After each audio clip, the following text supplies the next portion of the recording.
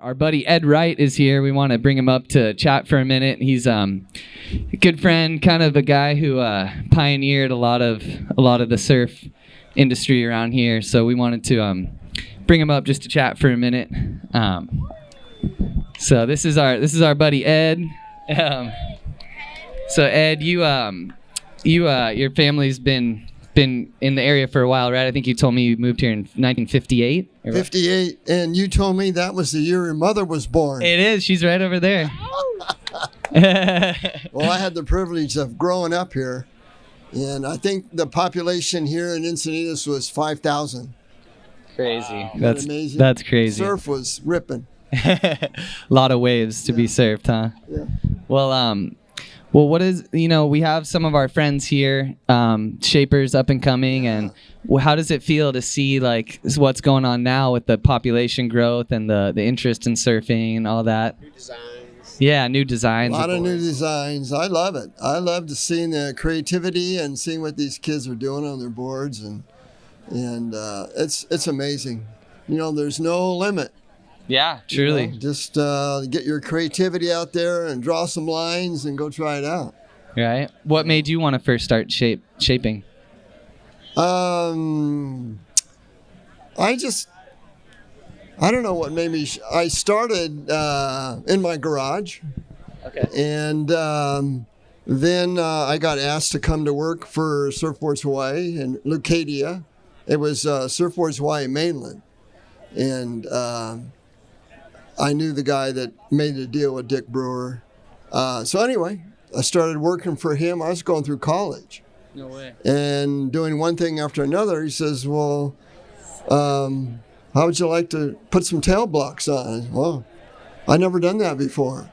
He says, okay, well, I'll show you. And then, well, how'd you like to shape? Well, I'll teach you, Wow. And so it really wasn't me wanting to shape. It was just. Fell into your lap. Yeah. And then after a while, it was really making a great living for my family. So rolled with it, huh? Yeah. Yeah.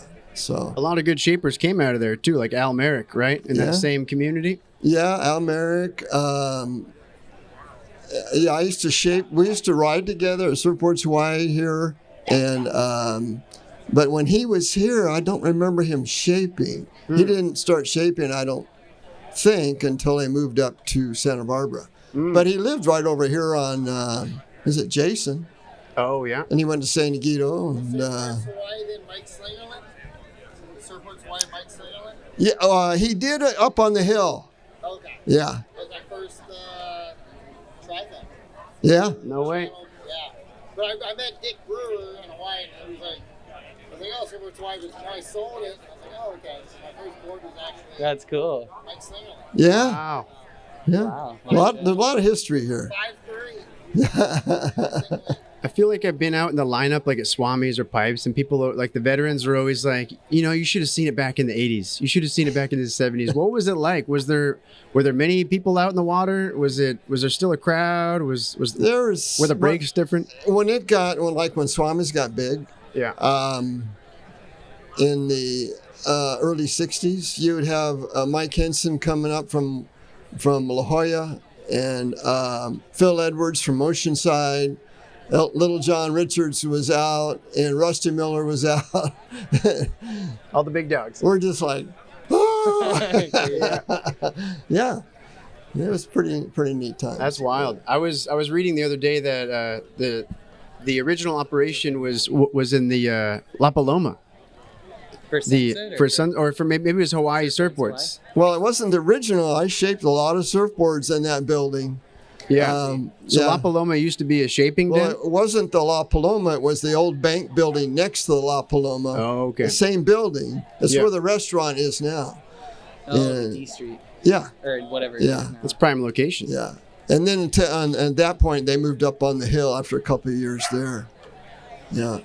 But through that shop, I remember Billy Hamilton coming through there, and Ricky Gregg came through there, and who else?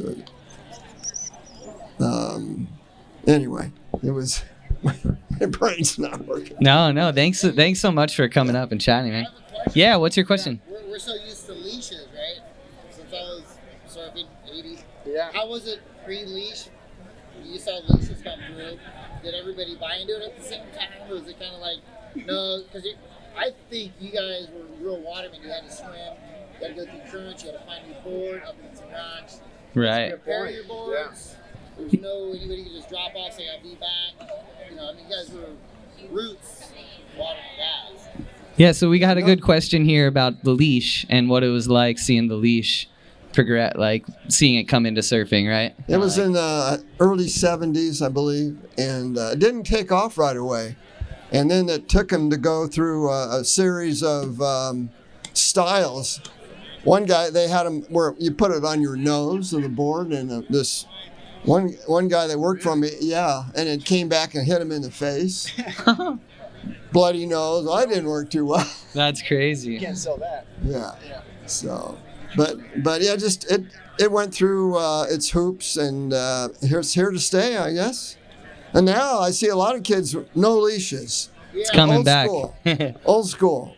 It would be less crowded if we didn't have the leash. Yeah. Yeah. A lot more injuries. Especially on the good break or the heavier breaks and stuff, for sure.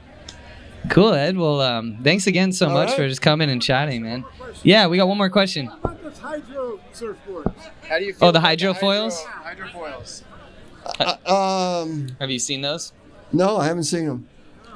They're crazy. They have like a anchor on the bottom, and it keeps them above the water, so they can just like they don't even really need a wave. They can just pump. Oh, you mean the Hydrofoils. where they're up off the water and the fin down below? I think they're pretty cool. It looks fun, huh? No, Are you I would like to try one. Yeah. Yeah. What are we doing this weekend? Are we gonna go try one? Who's got a I'm hydrofoil? off We to gotta get Baja Ed on this one. weekend. He's going back to Mexico. Thanks again, Yeah, man. Thank you for everything. Yeah, huge thanks to Ed for everything he's done and for coming and chatting. Thanks so much, man. And yeah. Keep on. Everybody pay their respects and thanks to this guy.